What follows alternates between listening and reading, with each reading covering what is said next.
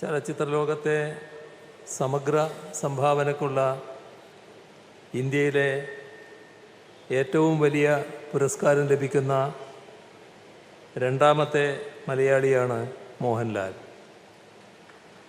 മലയാള സിനിമയെ അന്താരാഷ്ട്ര തലത്തിൽ അടയാളപ്പെടുത്തിയ അടൂർ ഗോപാലകൃഷ്ണന് ഈ അംഗീകാരം ലഭിച്ചത് 2004-ലാണ്. 20 വർഷത്തിന് ശേഷമാണ് ഈ അംഗീകാരം മലയാളത്തെ തേടിയെത്തുന്നത്.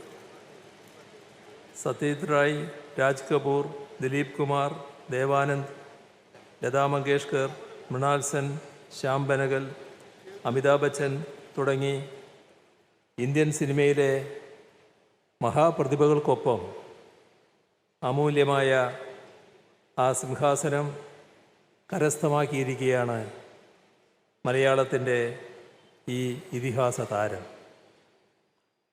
ദാദാസാഹേബ് ഫാൽക്കെയെക്കുറിച്ച് ഓർമ്മിക്കുമ്പോൾ വിസ്മരിച്ചുകൂടാത്ത ഒരു മലയാളിയുണ്ട്.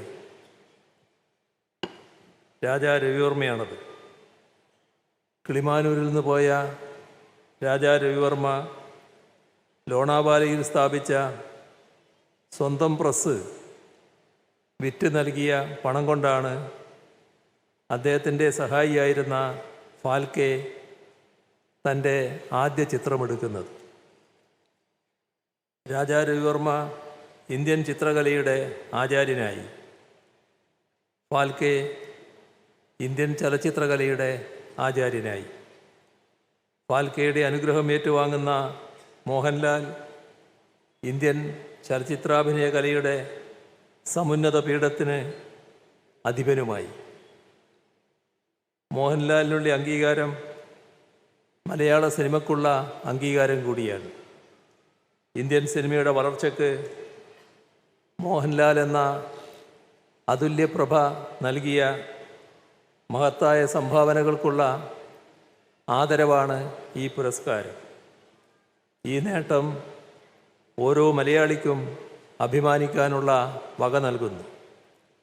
ഈ പുരസ്കാരത്തിലൂടെ ദേശീയ തലത്തിൽ നമ്മുടെ സിനിമയുടെ കലാമൂല്യം ഒരിക്കൽ കൂടി ഉറപ്പിക്കപ്പെട്ടിരിക്കുന്നു. മലയാള സിനിമയുടെ ചരിത്രത്തിലെ തന്നെ ഒരു സുവർണ നേട്ടമാണ് ഈ പുരസ്കാരം. 3 വർഷം കൂടി പിന്നിടുമ്പോൾ മലയാള സിനിമയ്ക്ക് 100 വയസ്സ് തികയുകയാണ്. ശതാബ്ദിയോടടുത്ത മലയാള സിനിമയിൽ അരനൂറ്റാണ്ട് കാലമായി നിറഞ്ഞു നിൽക്കുന്ന നടനാണ് മോഹൻലാൽ. 1978-ലെ തിരനോട്ടം എന്ന സിനിമ മുതൽ കഴിഞ്ഞ 48 വർഷക്കാലമായി മോഹൻലാൽ നമ്മോടൊപ്പമുണ്ട്. കഴിഞ്ഞ അരനൂറ്റാണ്ടിലെ മലയാളിയുടെ സിനിമാനുഭവത്തിൽ ഏറ്റവും സൂക്ഷ്മമായി ആലേഖനം ചെയ്യപ്പെട്ടിരിക്കുന്നു മോഹൻലാൽ സൃഷ്ടിച്ച കഥാപാത്രങ്ങൾ നൽകിയ ഭാവാനുഭവങ്ങൾ. പ്രണയവും പകയും പ്രതികാരവും നൃത്തവും സംഗീതവും ലഹരിയും ഉന്മാദവും തിളച്ചുമറിയുന്ന വേഷപ്പകർച്ചകളായിരുന്നു അതെല്ലാം. അതുകൊണ്ട് നിത്യജീവിതത്തിൽ ഇടയ്ക്കെല്ലാം മോഹൻലാലായി പോവുക എന്നതുപോലും ചില മലയാളികളുടെ ശീലമായി. നടപ്പിലും ഇരിപ്പിലും നോട്ടത്തിലും ശരീരഭാഷയിലും ഇത്രത്തോളം മലയാളിയെ സ്വാധീനിച്ച അധികം താരങ്ങളില്ല. മലയാളിയുടെ അപരവ്യക്തിത്വം അഥവാ ആൾട്ടർ ഈഗോയാണ് മോഹൻലാൽ എന്ന് ബ്രിട്ടീഷ് നരവംശ ശാസ്ത്രജ്ഞരായ ഫിലിപ്പോ ഒസല്ലയും കരോളിൻ ഒസല്ലയും എഴുതിയത് അതുകൊണ്ടാവണം. പ്രായഭേദമന്യേ മലയാളികൾ ലാലേട്ടൻ എന്നാണ് വിളിക്കുന്നത്. നമ്മുടെ വീട്ടിലെ ഒരംഗമായി അല്ലെങ്കിൽ തൊട്ടയൽപക്കത്തെ പ്രിയപ്പെട്ട ഒരാളായി മോഹൻലാലിനെ മലയാളികൾ കാണുന്നു. സ്ക്രീനിലും സ്ക്രീനിന് പുറത്തും ആ സ്നേഹവും ആദരവും മലയാളികൾ മോഹൻലാലിന് നൽകിപ്പോരുന്നു. മലയാള സിനിമയുടെ ചരിത്രത്തിലെ തന്നെ ഏറ്റവും വഴക്കമേറിയ നടന ശരീരമാണ് മോഹൻലാലിൻ്റേത്. എത്രയോ തവണ ആയാസരഹിതമായ ആ അഭിനയശൈലി മലയാളികൾ കണ്ടു.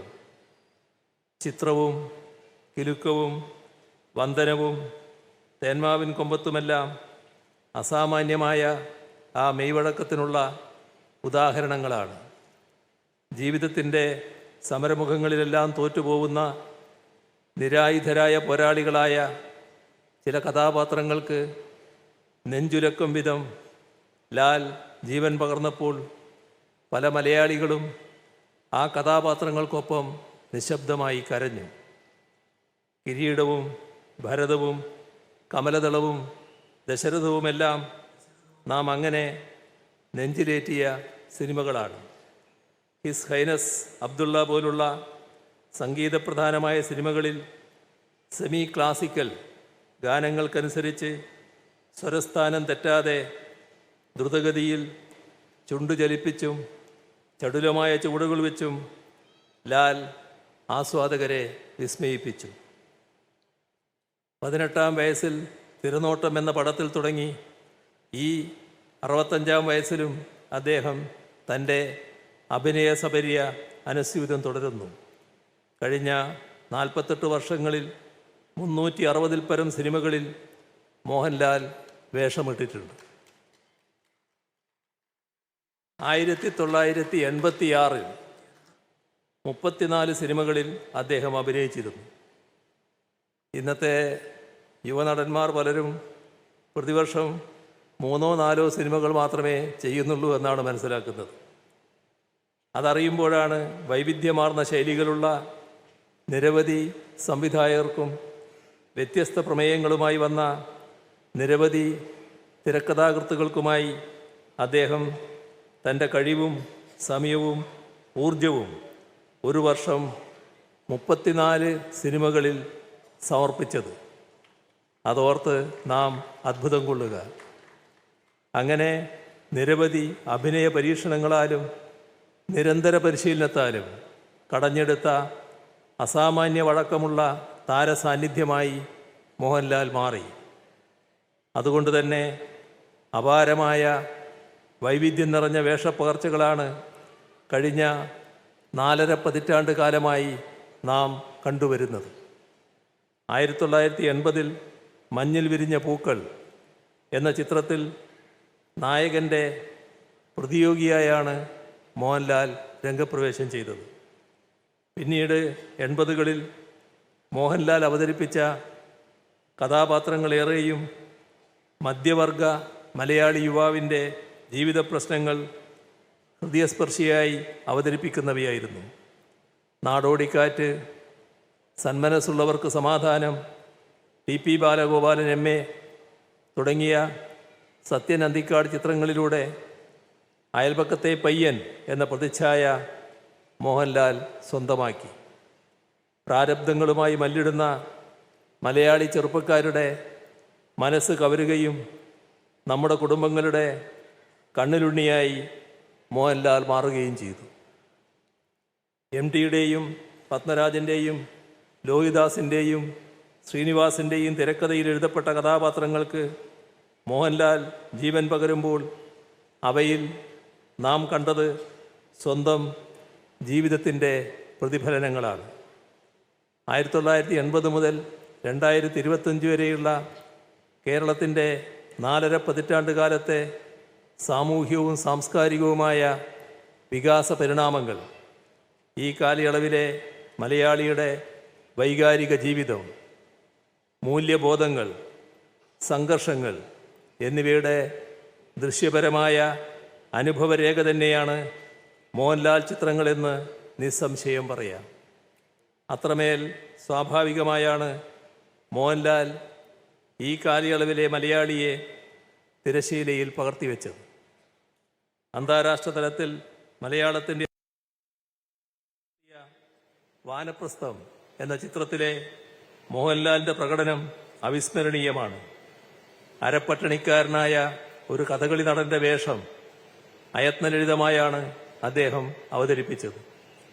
വർഷങ്ങളുടെ നിരന്തര പരിശീലനം ആവശ്യമുള്ള കഥകളി വേഷത്തെ വിസ്മയിപ്പിക്കുന്ന പൂർണ്ണതയോടെ അദ്ദേഹം തിരശീലയിൽ എത്തിച്ചു.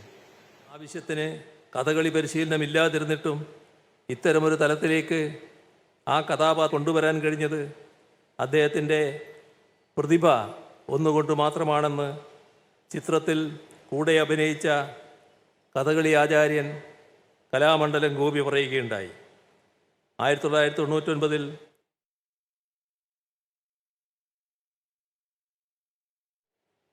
ലോകത്തിൻ്റെ തെറ്റായ കോണിൽ ജനിച്ചുപോയത് കൊണ്ട് മാത്രം ഓസ്കർ കിട്ടാതെ പോയ പ്രതിഭയെന്ന് വാനപ്രസ്ഥം കണ്ട